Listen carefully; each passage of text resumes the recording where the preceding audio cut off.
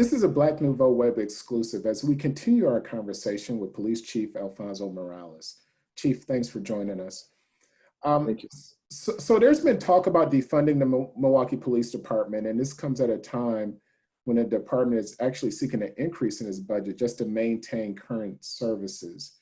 Can you explain how or why an increase is needed just to maintain what we have now? Are you saying an increase in budget or decrease in budget? Budget. Yes, in your budget. Well, for police and law enforcement, I will agree that it's complicated and it's costly. Public safety is costly, and it's not just in Milwaukee, it's in all major cities in our nation. The level of resources that go to actually have this operation in motion. I could tell you that out of our budget, 94%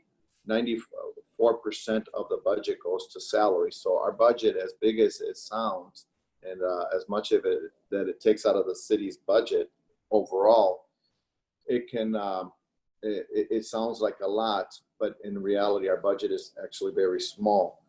We respond to 700 calls for service a day, the Milwaukee Police Department, and has over 1,000 contacts a day. That's a lot of police services. You're talking about over almost or just under 300,000 calls for service a year. So when we look at calls for service alone, that's a call for emergency. Not having the resources to respond to that call for emergency is a challenge.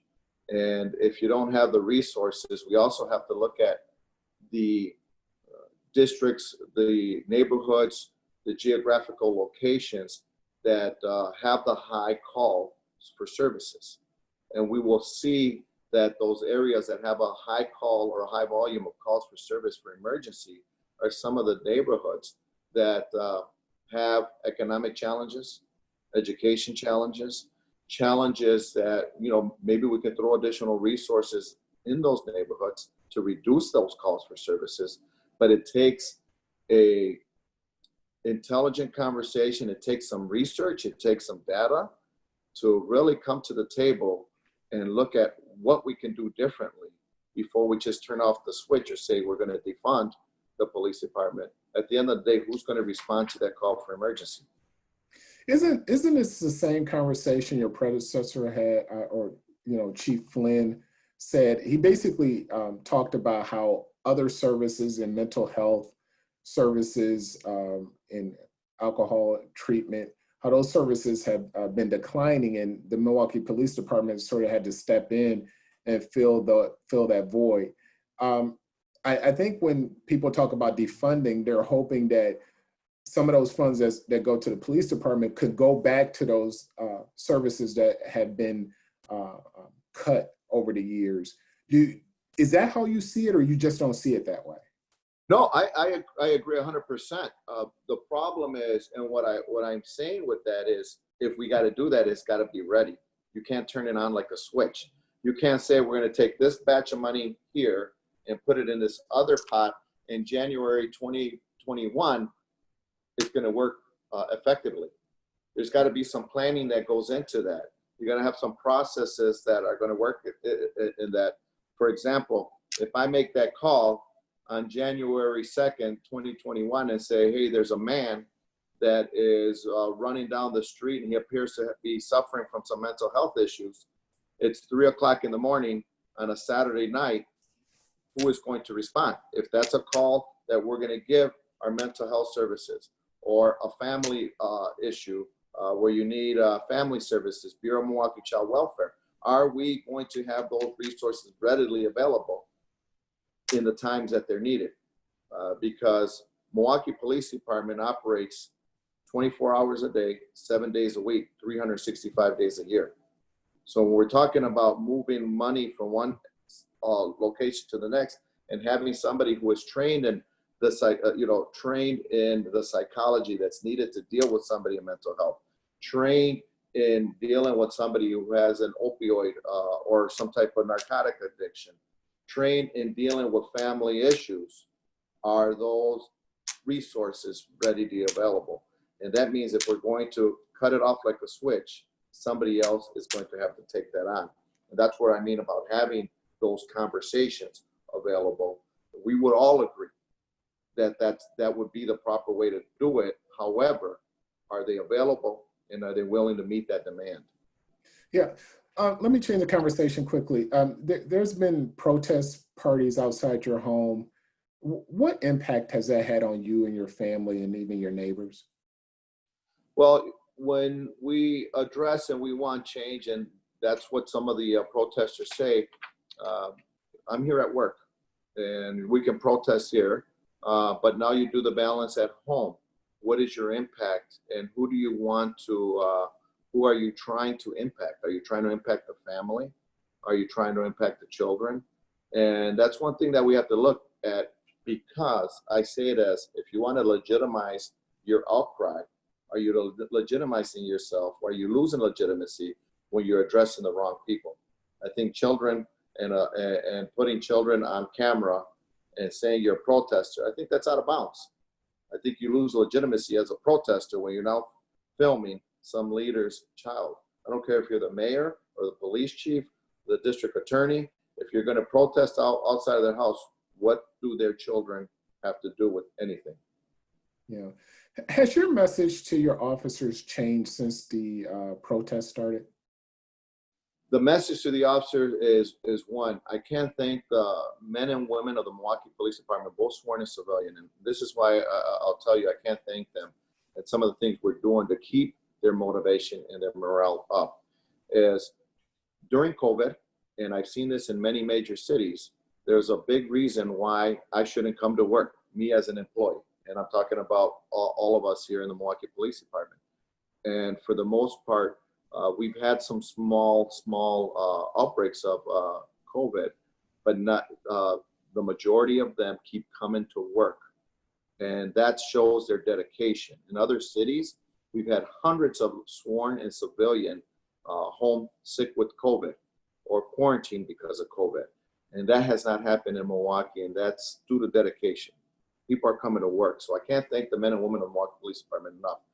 On another angle, we've had the civil unrest and the peaceful protesting that took a big drain on police resources and their time starting May 29th.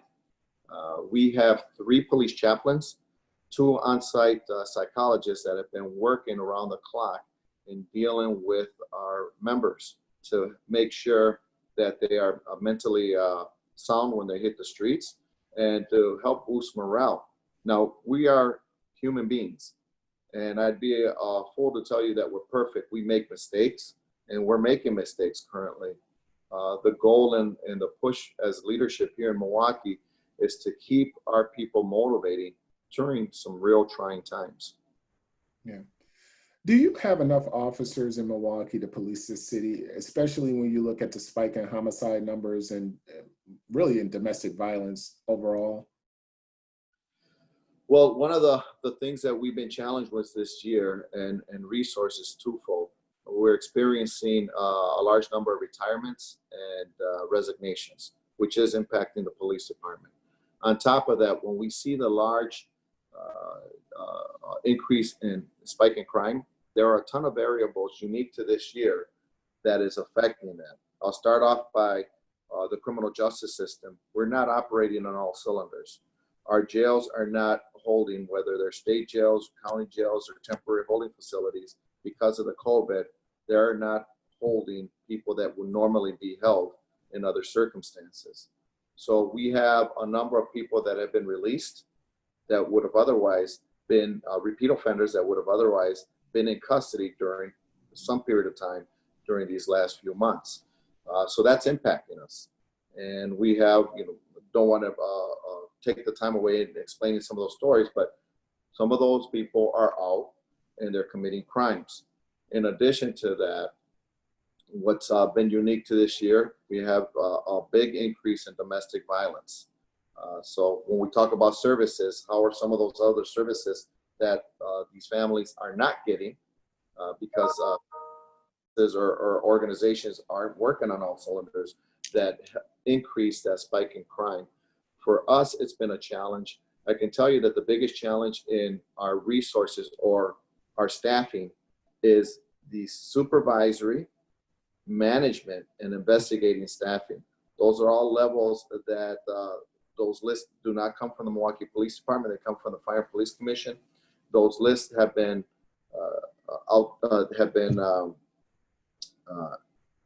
how should I say, expired in more than 3 years.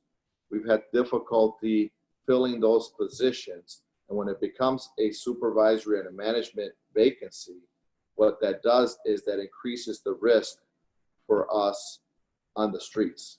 It's risk management to have the proper supervision and managers out there overseeing our front line. So those are concerns that we've been having, and it's not, that piece has not been part of the COVID. It's been since I've taken over.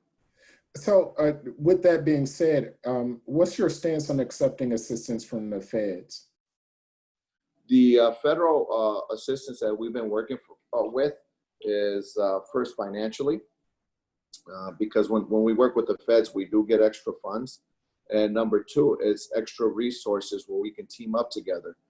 We've done several initiatives with our federal partners for decades.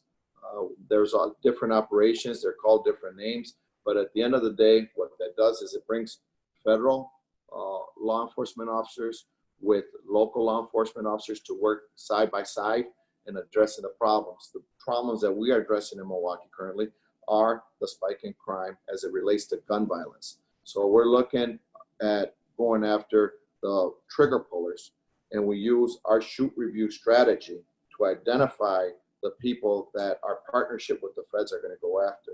So it's right up the alley of the ATF. If we're talking about gun violence, the ATF can bring upon federal gun charges on some of our trigger pullers. The FBI can help us with working on groups or crews that are wreaking havoc out there in neighborhoods. And the U.S. Marshal Service can help us go after the people that we have wanted for those particular crimes. So it's a perfect group of law enforcement partners with perfect specialties that we need at this time to address the problems. Let me ask you about this. You've been a strong proponent of community and police relations. Are you a fan of the cop house approach? Like, for example, in Racine, they have houses where citizens could come and share information with officers, and it's considered a safe space. And in Rockford, Illinois, they actually have it where officers actually live in a house rent-free for a year or two, and they stay in these areas that are troubled. And the goal is for them to become acclimated in the community, and they've seen a reduction in crime because these officers are all already in the community, and they start to see them and view them as citizens and not just officers. Is that something that you would push for here? Well, twofold. Those are some good ideas to work with. However, staffing plays a role. And when we're talking about reducing the number of officers, how would I be able to staff that piece? And those are things that you lose when you defund and reduce the number of sworn. However, the idea can be used in a number of different ways. There's one organization in the south side of Milwaukee called the Journey House that actually purchased a home to operate similar to the philosophy of the cop house. They occupy it, and during beats that officers are walking, they stop in and engage in conversation with leadership from Journey House and the youth that are using that facility for Wi-Fi services or using the computer or the resources that are in that house. In addition to that, there's other ideas where it's more of a Milwaukee, city of Milwaukee residents that not only the Milwaukee Police Department utilize, but the Department of Public Works, Department of Neighborhood Services. It's like a universal meeting ground where the services that are in that neighborhood from the city of Milwaukee can frequent in addition to the community. Those are ideas that have been passed on. So it's not necessarily a law enforcement or a cop style house, but it's an area that is frequented by professionals that work for the city of Milwaukee to engage with that community and empower the residents around it. So, Chief, you've been an officer for quite some time. What made you want to lead the city's police force? I say this often. I was born and raised here in the city of Milwaukee, and my success came from training, mentoring, leaders from Milwaukee that helped me get here. For me, it's my payback to the community. It's my energy that keeps me going. The neighborhoods that I see sometimes where I frequent and see some of the issues, my motivation comes to help the people that live in these neighborhoods, choose to live in these neighborhoods that are that we work for. Case in point, what happened over on 40th and Lloyd. I grew up not too far from there on 33rd and Garfield. Garfield's just one block north of Lloyd. Those are neighborhoods that I walked several times as in my youth, and I was able to engage with the homeowners in that area and really felt the pain of what they observed that day where that house was burnt down. I actually been back twice in the last several weeks to engage with members in that community. And when you get to talking to them and you see that their children are graduates of Washington High School, graduates of Milwaukee School of the Arts, schools that I grew up in that neighborhood, having friends from those schools and just seeing that cycle, that's what gives you your energy to put me in this position to say why I want to be the chief of Milwaukee. Well, Chief, thanks a lot for spending this time with us, and good luck in the future. Thank you very much for your time. We appreciate you. God bless you. Thanks.